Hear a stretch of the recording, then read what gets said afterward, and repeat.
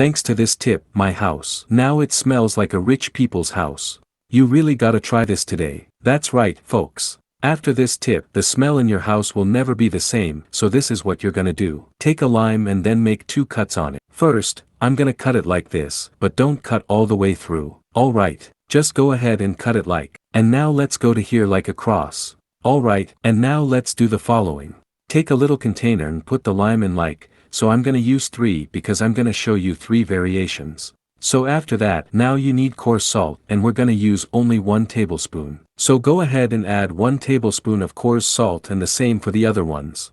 Alright, now guys, we're gonna need alcohol. This one I'm using is 46%, but you can also use the 90% instead. And here we're gonna add 3 tablespoons. And same thing in the other ones, and here it is.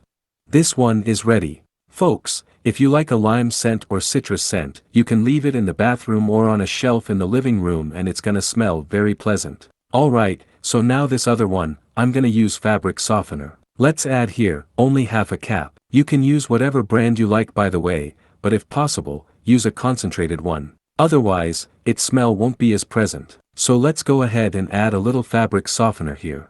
And in the last one, I'm gonna use cloves. Because in addition to the smell lime, it'll also help to scare away. Because they don't like the smell of cloves, especially mosquitoes, which is great. So just put some cloves in there and it's good to go folks. And here I like to leave them around the house. This one, for instance, I like to put in the bathroom. This other one, I like to leave it in the living room. Alright, so it's gonna leave a very nice smell because the fabric softener, and this one I place near windows as this will help to keep mosquitoes out of the house. Alright, so that's it folks. Try it home, because I'm sure you're gonna like it a lot.